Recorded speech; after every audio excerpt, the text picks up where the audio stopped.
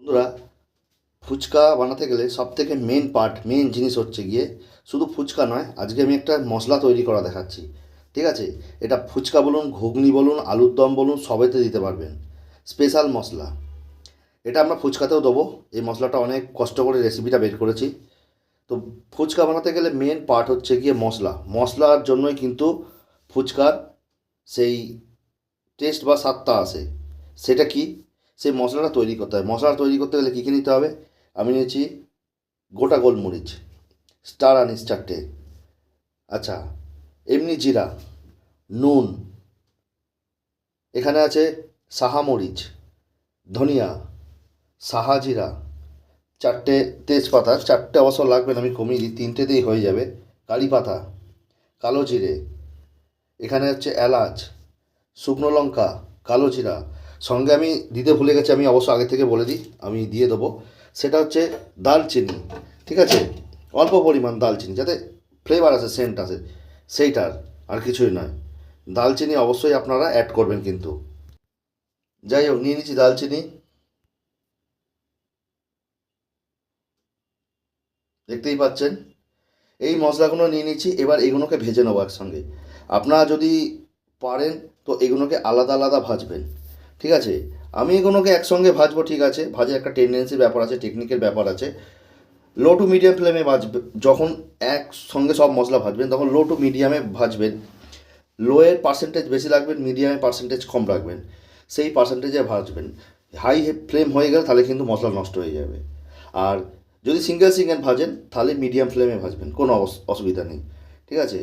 তো সব মশলা থেকে যে রসটা বেরোয়, সব রস তো সমান নয়। তো যাই হোক, সেই কারণের জন্য বললাম যে সব মশলাগুলোকে আপনারা যদি পারেন আলাদা ভাজবেন, নাহলে একসঙ্গে ভাজতে পারেন। তো চলুন আমি আগে মশলাগুলোকে ভেজে নিই। আচ্ছা, আর একটা জিনিস স্কিপ করে গেছি মশলা দিতে, সেটা হচ্ছে মৌরি। এই মৌরিটা কিন্তু দিতে হবে। যাই হোক, ভুলে গেছিলাম, মৌরিটা দেখতে পেয়েছি খোঁজে। এই মৌরিটা দেবেন কিন্তু। ঠিক আছে? এই মৌরিটা একটা আলাদা সেন্ট নিয়ে আসে, তো সুতরাং মৌরি দেবেন। চলুন আমি মৌরিটা দিয়ে নিই। তো বন্ধুরা, আমাদের হয়ে গেছে মশলা করানো। যখন কড়া থেকে আমরা মশলাগুলো ভেজে নিচে নামালাম তখন মশলাগুলো গরম থাকে। আপনারা কিন্তু সঙ্গে সঙ্গে গুঁড়ো করবেন না। তার কারণ হচ্ছে মশলা যখন গরম থাকে তখন মশলার যে রসগুলো থাকে, যে রসগুলো শুকিয়ে যায়, অর্থাৎ ভাজি যখন কাঁচা মশলাগুলোকে, তখন মশলার রসগুলো শুকোতে থাকে। এবার তখন যদি ভাজেন তাহলে মশলার যে গন্ধটা হয় না, সেই গন্ধটা পুরোপুরি নষ্ট হয়ে যায়। যতক্ষণ না ঠান্ডা হবে মশলাটা, ভাজা মশলা, ততক্ষণ গুঁড়োবেন না। আর এর সঙ্গে চাট মশলা মিশিয়ে দিয়েছি, দেখতে পাচ্ছেন। মিশিয়ে দিয়ে এটাকে ভালো করে মাখিয়ে নিয়ে আপনারা একটা কৌটোয় প্রিজার্ভ করে রাখবেন। যতবারই আপনারা ঘুগনি, আলুর দম, এছাড়া আরও যেসব ফুচকা ইত্যাদি তৈরি করবেন, এই মশলাটা ব্যবহার করবেন। এই মশলাটা কিন্তু দুর্দান্ত, বলার মতো না, এত সুন্দর। যা সেন্ট আপনারা বানানোর সময়তে আপনারা বুঝতে পারবেন। ঠিক আছে? আপনারা এইভাবে বানাবেন। আমাদের বানানো হয়ে গেছে সেই স্পেশাল মশলা, যেই মশলা আমরা ফুচকা বলুন, ঘুগনি বলুন, আলুর দম বলুন, সেই মশলা দিতে পারবেন। এই মশলা অনেকে কি করে, মশলা বানানোর জন্য গোটা জিরে, গোটা ধনিয়া, সামান্য কয়েকটা শুকনো লঙ্কা, একটু তেজপাতা ইত্যাদি দিয়ে বানান। বাদবাকি আমি যে সাহা জিরে, সাহা মরিচ, কালো জিরে ইত্যাদি দিয়েছি, সেগুলো কিন্তু অনেকেই দেন না।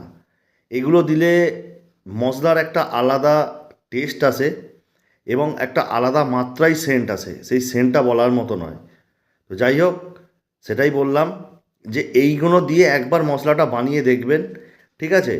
তাহলে বুঝতে পারবেন সেই খাবারটা খেতে কতটা টেস্ট, সুস্বাদু এবং কতটা ভালো লাগে। যারা মশলা বানায় তাদের মশলা দেখবেন একটু লালচে টাইপের হয়, কিন্তু আমার মশলাটা দেখুন লালচে নয়, ধূসর টাইপের একটু রং হয়েছে।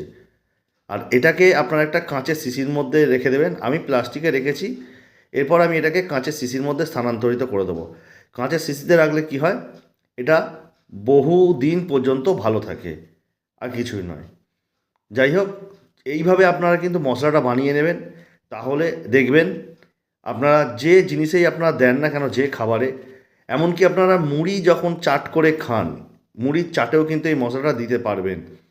এটা কিন্তু সেই মুড়ির চাট মশলাতেও কাজ করবে। তো যাই হোক, এইভাবে আপনারা বানিয়ে ফেলবেন এই মশলাটা। এবার বিভিন্ন খাবারে আপনারা পরিবেশন করে ব্যবহার করতে পারবেন। আজকের ভিডিওটা এই পর্যন্তই রাখলাম, আবার দেখা হচ্ছে আপনাদের সাথে পরবর্তী ভিডিওয়। সবাই ভালো থাকবেন, সুস্থ থাকবেন, ভালো করে খাওয়া দাওয়া করবেন এবং আমাদের জানাতে ভুলবেন না কিন্তু আপনার সেই রেসিপিটা কীরম লাগলো। চলুন দেখা হবে আপনাদের সাথে আবার পরবর্তী কোনো এক নতুন খাবারের ভিডিওয়। আজকের মতো ধন্যবাদ, সবাই ভালো থাকুন, সুস্থ থাকুন, ব্যাস এখানেই রাখছি।